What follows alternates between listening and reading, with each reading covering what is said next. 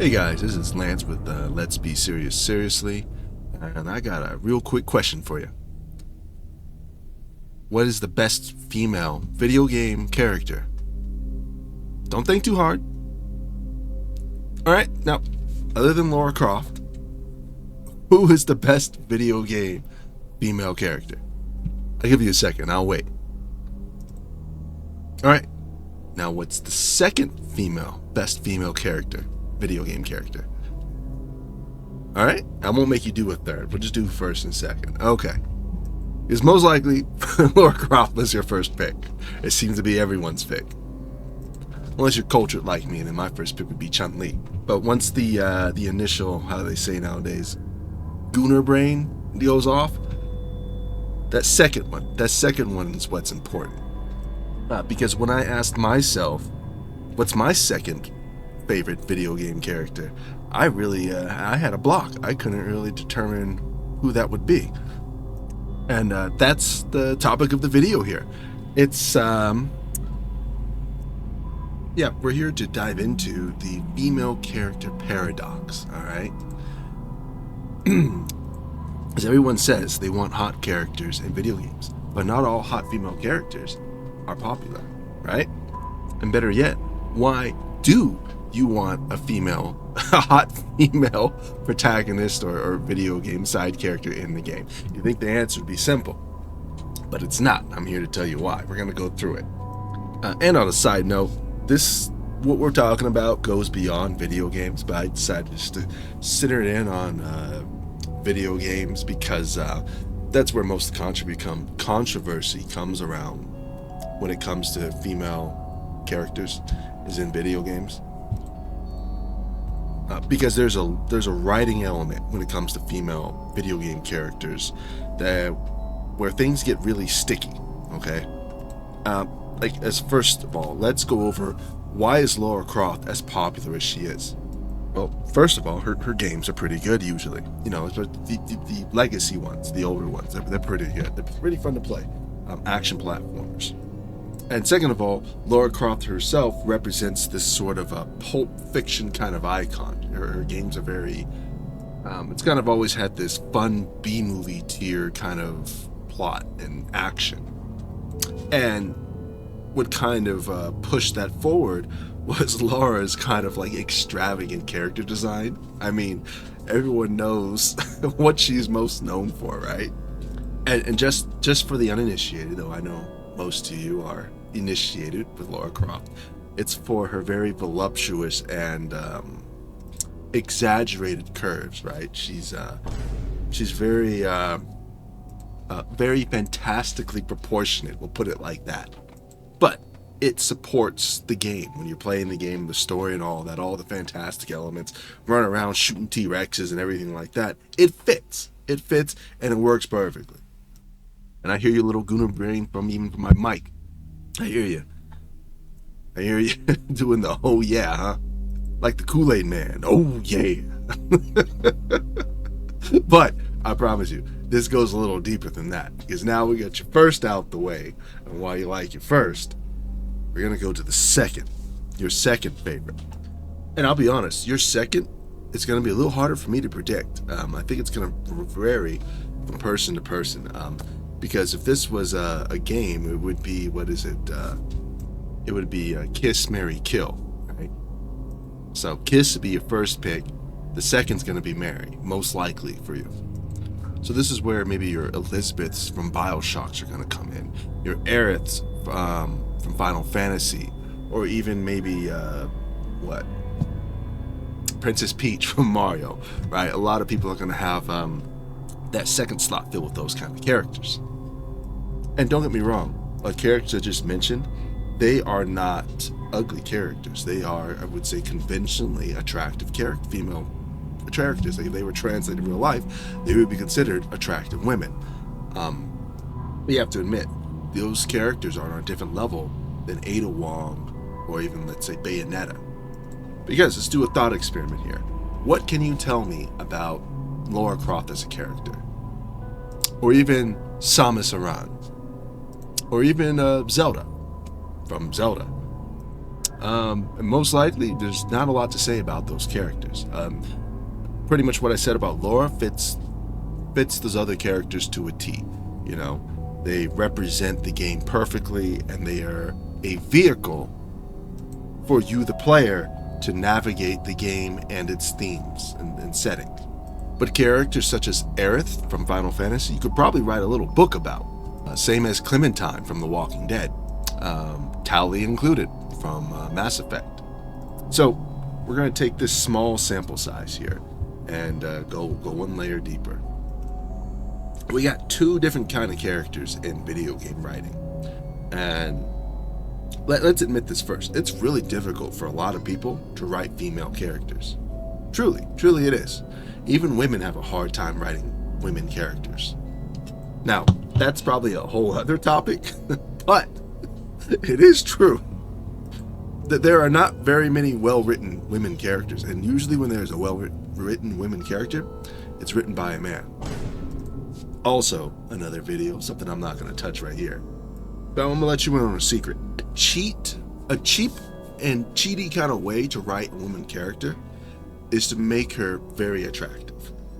And you might be rolling your eyes thinking, well, no, duh, everyone likes an attractive woman. But here's why. When you're writing a female character, the thing most people have a difficult time when it comes to female characters is expressing femininity. Okay? Being feminine comes in many different forms. However, it does come in it's a very narrow field of vision. So is masculinity, right? If you ever heard the term wide as a pond, deep as a lake, what's considered feminine and masculine is somewhat narrow, but the topics and what's involved with all the inner workings and the clockwork of it is extremely deep and complex. So when you are writing for basically action video games, as the majority of games include action, it's very hard to capture the feminine essence. But you can cheat by making a Lara Croft. All of a sudden, you don't need to know Lara Croft's favorite color, her favorite food, whether she likes long walks on the beach or hiking through the mountain. You don't need to know if she likes reading romance novels or watching sunsets or is into photography, if she likes cats or dogs. None of that matters, right? All your expression of femininity goes into that very bodacious figure, right? So all of a sudden, you're telling the story the way she walks, the way she moves, jumps, how she backflip, double flips, and shoots 245s, into a T-Rex. On the flip side of this, we have Clementine from The Walking Dead and Ellie from the first Last of Us. Okay, I'm using them as an example because they're both children. However, they are both very well-written female characters at the same time. And they're also sort of the same characters, both are latch on to a male character like looking to him as like a father figure. Both of them are finding themselves. Both of them are scared and uncertain, and both have to sort of grow into a role that isn't necessarily fair to ask a child to do, a little girl. However, these are two very memorable and recognizable characters, and and once you get your Gunnar list out the way, most likely one of these characters are on your list of well-written female characters. And I would say that most people like these characters for their complexity and depth, because no one can say that Lara Croft is as deep as a character as Ellie or Clementine, right? I mean, come on. If you're going to argue that, I would like to hear it. You go ahead and try and argue how Lara Croft is as deep as one of those two characters. But it's not bad. It's just another way to tell a story, right? Again, Lara Croft is the shortcut way to express femininity, while Ellie and Clementine are well written and dive into that lake deep pond, or puddle, I guess you should say. And we'll kind of move on from Clementine and Ellie because they're both children in their games, and it's kind of a little girl becoming a woman, so to speak. Though let's go to Aerith from Final Fantasy, a woman who isn't necessarily, I mean, again, I would think she'd be considered an attractive lady if translated to real life, but she isn't really designed in a way that screams sex appeal, right? They portray her really as sort of like an average girl, maybe average looking woman, but she's cute. And she's a really good example for a very well written feminine character. In the game, she is the role of the healer. She's very nurturing and caring and looks after everyone, right? But again, she's not supporting double D's, running around with 2 Desert Eagles blasting Sephiroth, right? So a lot of writers have a hard time writing Aeriths. They really do. And when they try, they kind of like shy away from the female experience of really delving into what it means to be feminine. A lot of people don't even understand what being feminine is, or I should say a lot of writers don't. And this is not to ignore Tifa too. I think pretty much all the characters in the original Final Fantasy VII game were very well written, with some exceptions, but probably I won't even get into the exceptions. However, no one can say that Aerith or even Tifa are not feminine characters. A reason I did not use Tifa because she was kind of designed with the sex appeal in mind. Though even when you take that away, she's still a very well written female character that most people like. Most well written female characters have some common traits.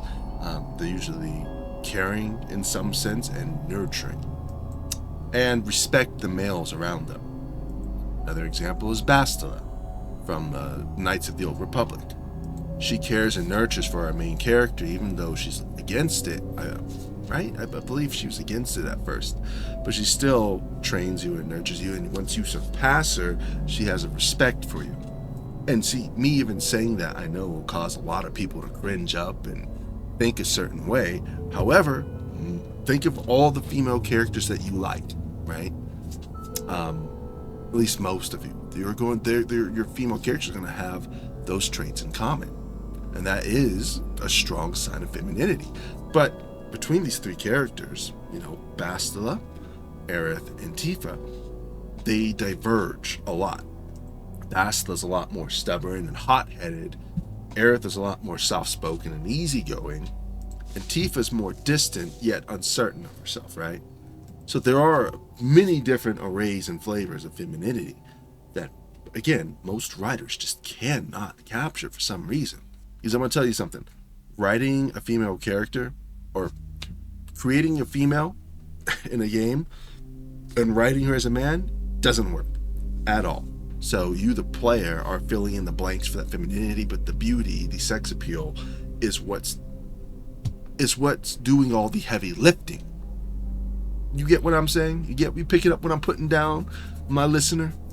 And this is why when you see a new game come out with a conventionally not attractive female lead comes out and everyone throws a fit saying it's woke and all that, that's why that happens.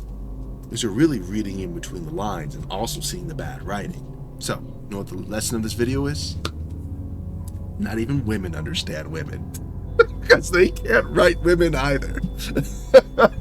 Again, this is Lance with Let's Be Serious Seriously, and we got real serious about female characters for about, I don't know how long this video is going to edit out to be, but my clock's saying about 18 minutes right now. No. If you liked what you heard, go ahead and like and subscribe if you would.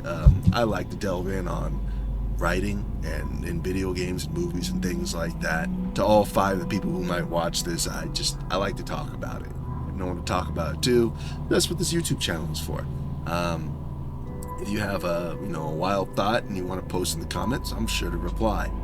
And we'll have a little powwow, 2 or 3 back and forth. But sincerely, I'm interested in what other people have to say about this topic. It's something I thought about the other day, and here we are. Anyways, later days, take care.